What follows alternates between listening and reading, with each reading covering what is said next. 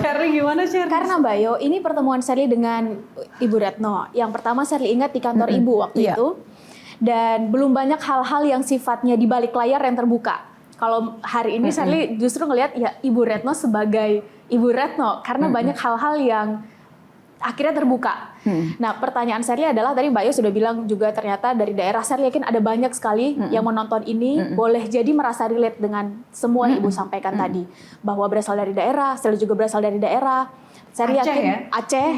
Dan dalam hal ini Sherly boleh meng-highlight sedikit Bu, juga lulus awalnya di UGM, kemudian pindah ke Paramadina mengambil jurusan hubungan internasional. Tapi kan Bu, untuk di hubungan internasional berada pada peak of career, menteri luar negeri 2 periode, dan ketika menjabat juga berprestasi seperti yang tadi kita dengar, ini kan cuma best of the bestnya Bu.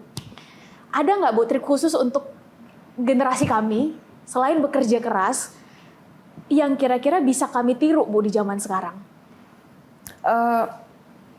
Pekerjaan saya itu pressure-nya tinggi sekali.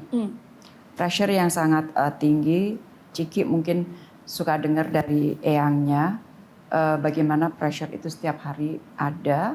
Dan kebetulan pada saat 10 tahun kemarin itu bisa dikatakan bahwa kayaknya kita hidup dari satu krisis ke krisis lain. Ada COVID-19, ada perang di Ukraina, ada perang di Gaza. Belum lagi kita harus mengevakuasi, tadi disebutkan evakuasi WNI kita dari Ukraina, evakuasi WNI kita dari Afghanistan.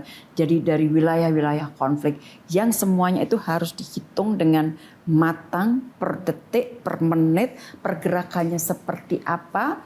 Dan pada saat evakuasi teman-teman, misalnya kayak di Afghanistan ya, itu semua pergerakan yang ada di lapangan di Kabul sampai titik WNI kita masuk ke pesawat dan mereka sudah keluar dari wilayah konflik itu, saya tidak pernah tidur.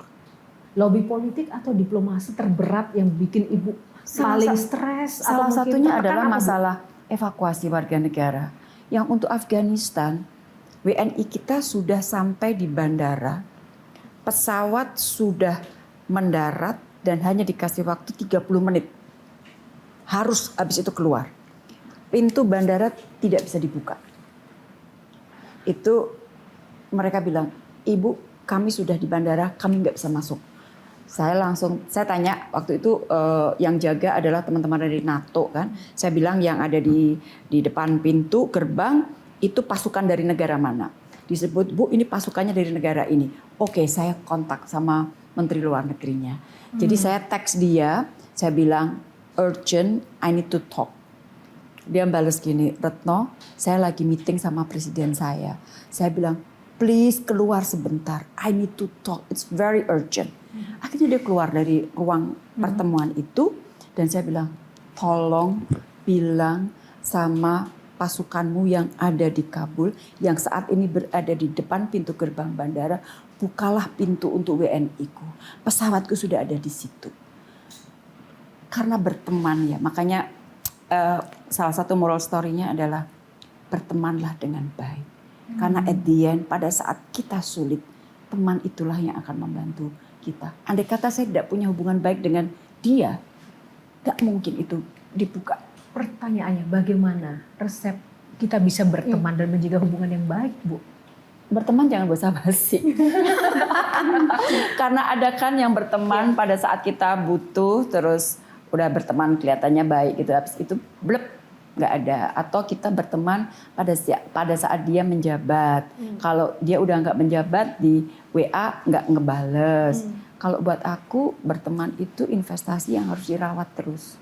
Pada saat dia susah, pada saat dia senang, terutama pada saat dia susah. Jelajahi cara baru mendapatkan informasi. Download Metro TV Extend sekarang.